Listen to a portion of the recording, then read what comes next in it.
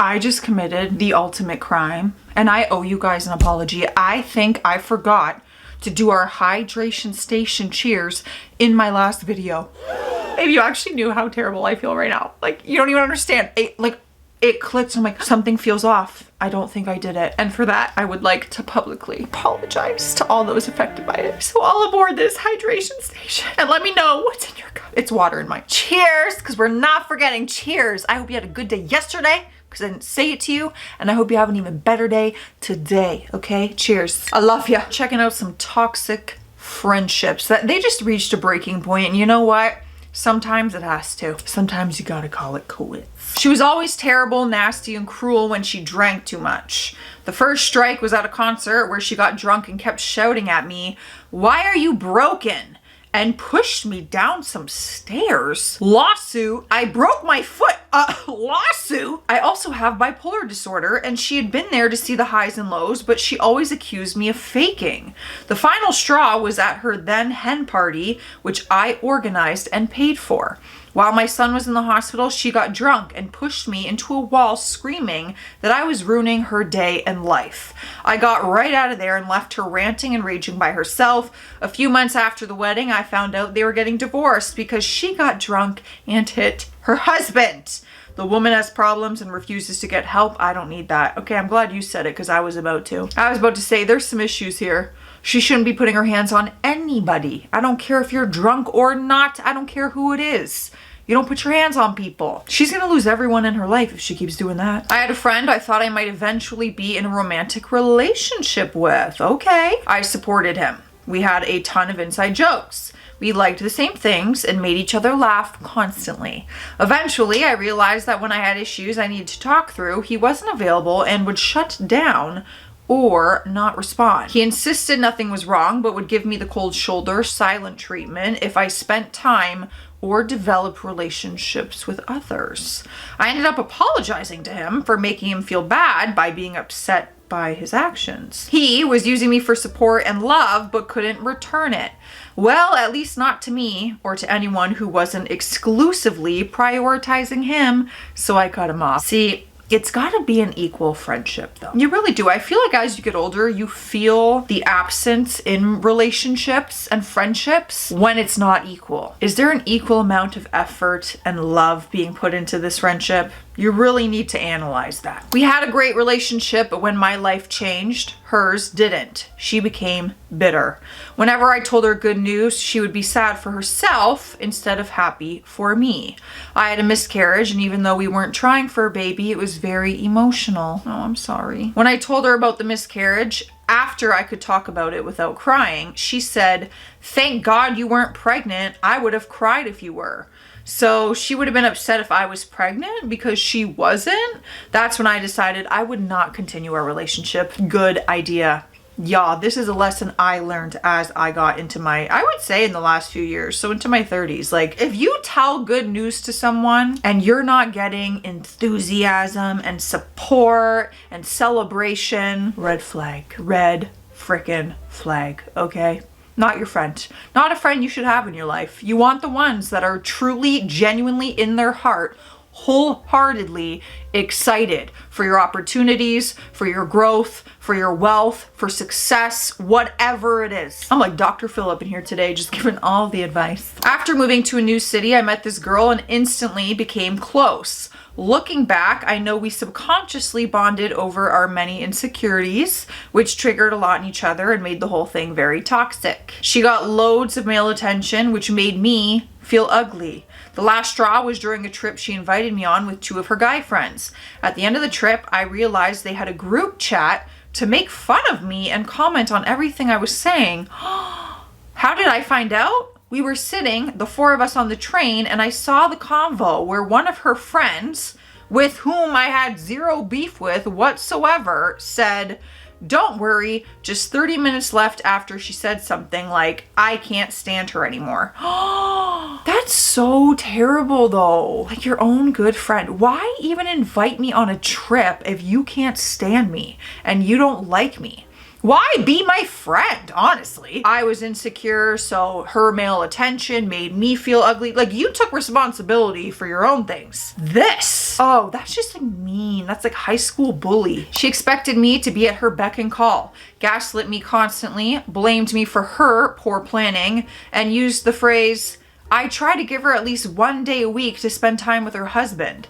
I knew it was over when we went camping for nearly 2 weeks, just the two of us. Oh, that'll tell you a lot. It was great, and we were both having a grand time until she laughed at me for something one night after dinner. I don't remember what it was, but it was not a nice laugh. I told her I didn't appreciate her laughing, and the next thing I knew, I was being screamed at. Go sit in the tent until you have a better attitude.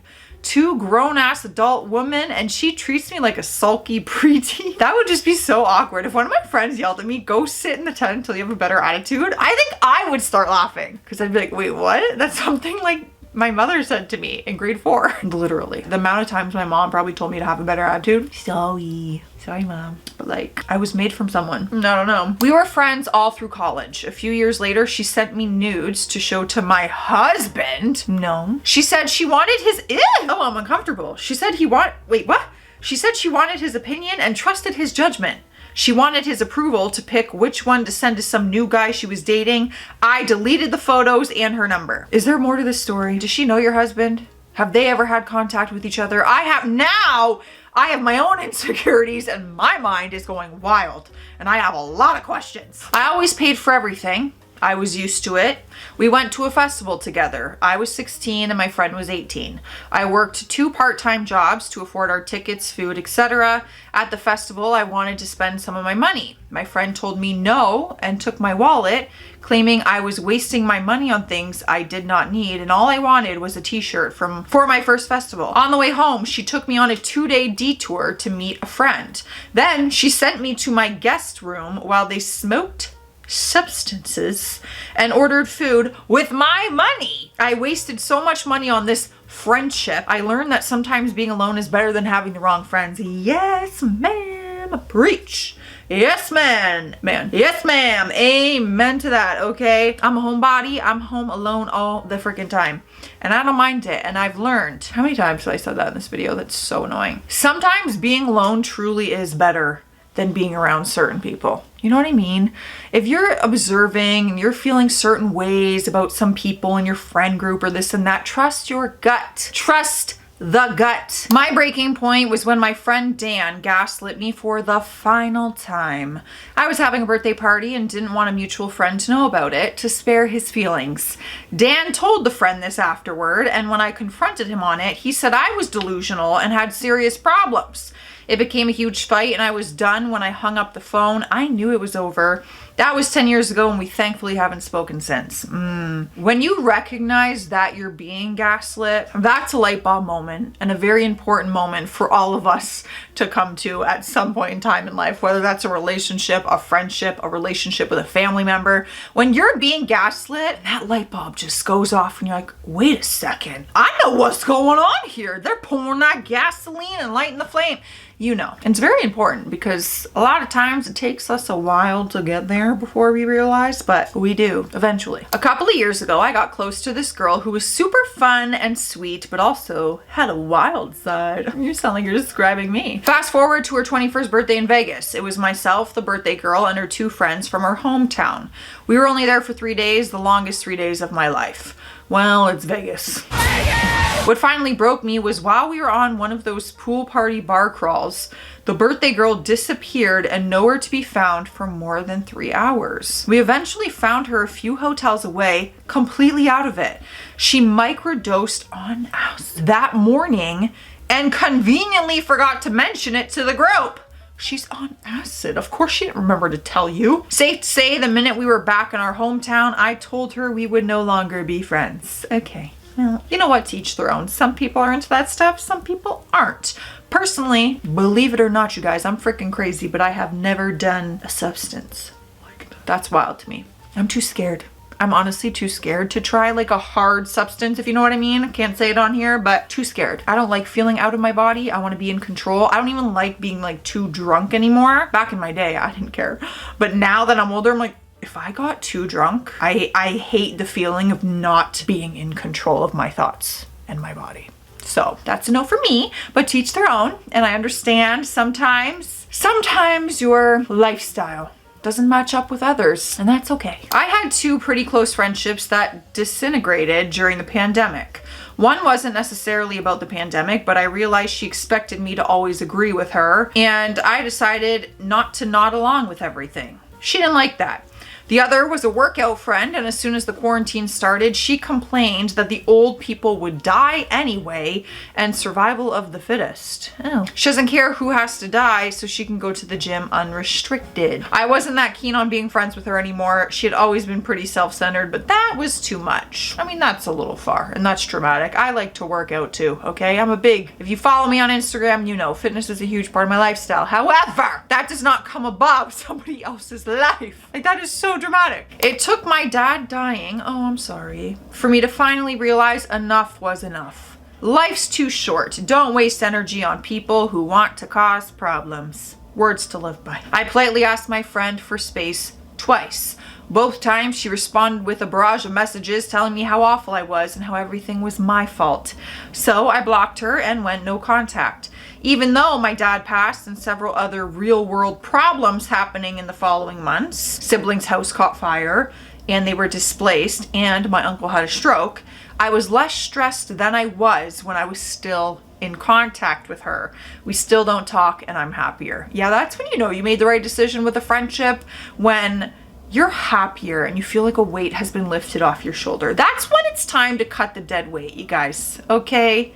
Cut the rope of the anchor. They cannot keep weighing you down. My breaking point came when my friend had an affair with a married man and didn't see the harm in it. She habitually did sketchy things and was always very secretive about what she was up to. When the truth eventually came out, I always explained it all away with excuses like, that's just, or she's just vulnerable / going through a hard time. She knows it's wrong and she's ashamed. Oh, see, that's hard. That's hard. When someone makes a bad decision like that, it's hard to stand by, honestly, because if you don't agree with it, but also you don't want to judge your friend and you want to know that she's human and she made a mistake. But when they don't see like, oh, there's no harm in it, I don't feel bad about it, I would have a very hard time standing by that. I had this terrible day because I fought with two friends. The two fights weren't related. When I told a third friend about my awful day, I didn't even get the part explaining why we were fighting. He said it had to be because it was that time of the month for me. I just left and never talked to him again. I'm still friends with the other two. Fights happen and you get through them, but with him, I was just not willing to discuss the issue at all. If someone thinks my period makes me an irrational fight-seeking person, I'm out. It's more irritating when a man says that, let's be honest. Just don't say it. She begged me to visit her and stay with her for her birthday so I could go to her party with her local friends. She didn't speak to me or even look at me the whole night. The breaking point was when she left me at a bar with no way home because she wanted to go fool around with her current boy toy in his car. Her roommate ended up driving me back to their apartment and had to go out of her way to do so because she wasn't even going back home that night. I packed up my stuff and drove home at 2 a.m. That was 2 months ago and I haven't heard from her since. That sucks because it's like over something so dumb. But have some consideration. Like, you begged me to come here, I came, you're not even talking to me and you're not hanging out with me, you're hooking up with some guy. Like, it's just like, be considerate. It's not a lot to ask for a little bit of consideration. We are friends for over 15 years. Oh, that's sad. She was always a bit quirky and loved conspiracy theories, which I indulged in because they were mostly harmless and way out of left field. Then COVID hit, and I dared to vaccinate my teenage son, myself, and my partner because I was immune compromised and didn't want to die. She called me and asked why I hated babies so much. Okay, what does that mean? She berated me for chemically castrating my son and giving up on grandchildren in the future. I was stunned and hung up. She called back the next week to let me know that she'd thought about it and had concluded I was just the mean friend and she was willing to move forward. I hung up again and blocked her on everything. Holy smokes, after 15 years? Listen, we don't have to agree on anything. We can have different opinions and feelings and decisions for our personal lives and our families. We don't have to agree, but I'll support you. It doesn't have to be an argument. All right, guys, I've given all the advice I have to give today, okay? Oh my God. My foot was on the floor and my chair just rolled over my toe, and it's the toe that I broke last year. Oh, it's throbbing. I'm gonna need to ice it. I need to go. Stay classy out there, stay sassy, goodbye.